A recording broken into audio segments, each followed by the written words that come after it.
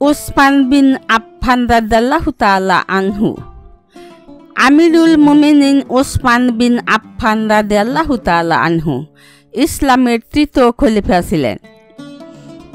তিনি জান্নাতের সুসংবাদপ্রাপ্ত 10 জনের একজন ছিলেন। তিনি নবী করিম সাল্লাল্লাহু আলাইহি ওয়াসাল্লামের জামাতা ছিলেন। নবী করিম সাল্লাল্লাহু আলাইহি ওয়াসাল্লামের 2 কন্যাকে বিয়ে করার কারণে তাকে জুন নুরাইন উপাধিতে ভূষিত করা হয়েছিল।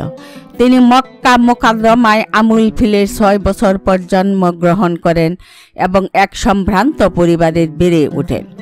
তার বাবা তার শিষ্টাচার, ব্যবহার ও জ্ঞান অর্জনের ব্যাপারে খুবই লক্ষ্য রেখেছেন। তিনি ছোটবেলা থেকেই লেখাপড়া অর্জন করেন। আরবদের প্রচলিত কবিতা, তাদের বংশনামা, সাহিত্য, ইতিহাস এসব বিষয়ে তিনি অধ্যয়ন করেন। তৎকালীন আরবদের শিক্ষিত ব্যক্তিদের মধ্যে তিনি উল্লেখযোগ্য একজন ছিলেন।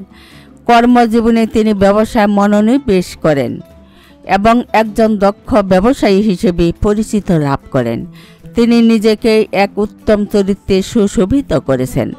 তার মাঝে উত্তম গুণাবলীর সবগুলো ফুটে উঠেছে। মানুষের কাছে তার আলাদা এক মর্যাদাগত অবস্থান ছিল।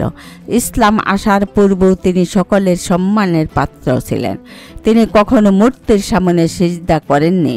তিনি দানশীলতা ও দয়ার কারণে সবার কাছে প্রসিদ্ধ ছিলেন। তাকে মনে হতো তিনি এক পাহাড়, যে পাহাড়ের উপর জ্ঞান রাখা হয়েছে। তিনি একজন বিশ্বস্ত আমানতদার ছিলেন। অগ্রগামীদের সাথে তিনি ইসলাম গ্রহণ করেছেন। 34 জন ইসলাম গ্রহণ করার পর তিনি ইসলাম গ্রহণে 35তম।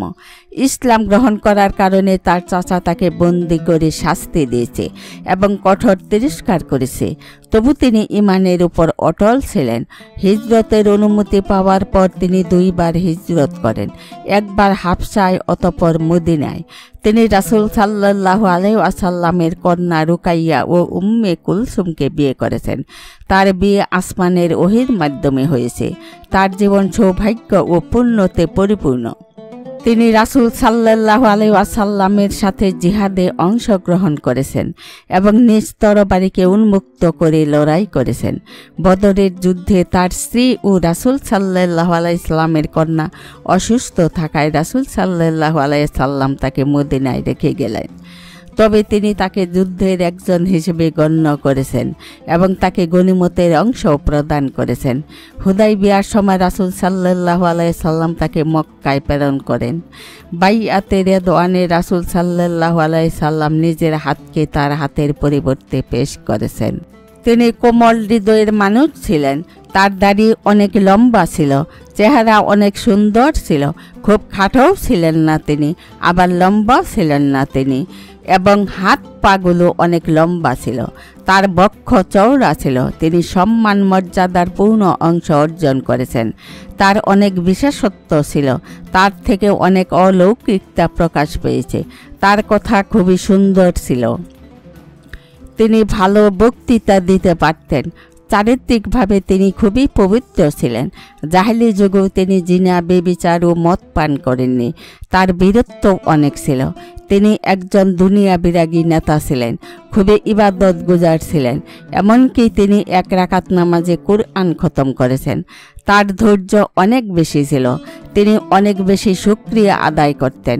তার নম্রতা ও লজ্জা অনেক বেশি ছিল। তার দানশীলতার হাত ছিল বিশাল। তিনি একজন বিশ্বস্ত খলিফা ছিলেন। তিনি খুবই ধনী ছিলেন, কিন্তু এ ধন তাকে দুনিয়াবি করে দেয়নি। তিনি নিজ অর্থে মুসলমানদের জন্য বীরে রুমা ক্রয় করে মুসলমানদের জন্য ওয়াকফ করে দিয়েছেন। তিনি তাবুকের যুদ্ধে সৈন্যদেরকে অস্ত্র শস্ত্র দিয়ে সাজিয়েছিলেন। এত অর্থের মালিক হওয়ার পরেও তিনি সিরকা ও জাইতুন খেয়ে দিন কাটাতেন। তিনি কুরআন শরীফকে পূর্ণাঙ্গ রূপে লিপিবদ্ধ করেছেন। তিনি অল্প খাবারে সন্তুষ্ট থাকতেন এবং বেশি আমলে নিজেকে নিয়োজিত রাখতেন। ওমর রাদিয়াল্লাহু তাআলা আনহু এর ইন্তেকালের পর তিনি খেলাফতের দায়িত্বপ্রাপ্ত হন। খলিফা হওয়ার পর তিনি ইসলামের ঝান্ডাকে উপরে তুলে ধরলেন। তার হাতে আর্মেনিয়া বিজয় হয় এবং আফ্রিকায় অভিযান করা হয়। তার আমলে মুসলমানরা খুরাসানে প্রবেশ করে এবং ইসলামী রাষ্ট্রের সীমানা তিবরিস্তানের কাছে পৌঁছে যায়। তিনি প্রথম মসজিদে হারাম ও মসজিদে নববী প্রশস্ত করেন। জুমার প্রথম আজান দেওয়ার ব্যাপারে তিনি নির্দেশ দিয়েছিলেন। তিনি পুলিশ বাহিনী তৈরি করেছেন এবং বিচারের জন্য আলাদা কার্যালয় নির্ধারণ করেছেন। তিনি সমাজের বিশিষ্ট ব্যক্তিবর্গ থেকে পরামর্শদাতা নিয়োগ করেছেন। তার 9 জন ছেলে ছিল আর হুরের মতো 7 জন মেয়ে ছিল। তার খেলাফতের শেষকালে বিদ্রোহ দেখা দেয়। অবশেষে বিদ্রোহীরা তাকে হত্যা করে তিনি শহীদ হয়ে এই দুনিয়া ত্যাগ করেছেন। তার রক্তে কোরআনে কারিম রঞ্জিত হয়েছে। তিনি যখন শহীদ হয়েছেন তখন তিনি রোজাদার ছিলেন। স্বপ্নে রাসূল সাল্লাল্লাহু আলাইহি ওয়াসাল্লাম তাকে তার সাথে ইফতার করার কথা বলেছেন, আর তাই তিনি সেদিন রোজা রেখেছেন এবং রোজা অবস্থায় শহীদ হয়েছেন। তিনি হিজরি 23 সালের সোমবার খিলাফত প্রাপ্ত হয়েছেন আর 35 হিজরির শুক্রবার শহীদ হয়েছেন। শনিবার মাগরিব ও ইশার নামাজের মাঝ সময়ে তাকে দাফন করা হয়েছে। তাকে যে জমিনে দাফন করা হয়েছে তা তার ক্রয় করা জমিন ছিল। পরে তার এই জমিনকে জান্নাতুল বাকির অন্তর্ভুক্ত করা হয়েছে। এই কিতাবটি ছোট ছোট শিক্ষণীয় ঘটনার কিতাব। আমি এই কিতাবে তৃতীয় খলিফা আমিরুল মুমিনিন ওসমান বিন আফফান রাদিয়াল্লাহু তাআলা আনহু এর জন্ম থেকে মৃত্যু পর্যন্ত ঘটে যাওয়া ঘটনাগুলো একত্রিত করেছি।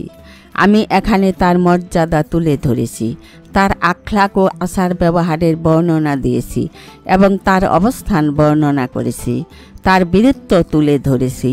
তার উপর আরোপিত মিথ্যা অপবাদগুলো খণ্ডন করেছি, যাতে করে তা মুসলমানদের জন্য পথের দিশারি ও স্মরণ করার মতো হেদায়েত হয়। আল্লাহ তাআলাই মুত্তাকিনদের অভিভাবক।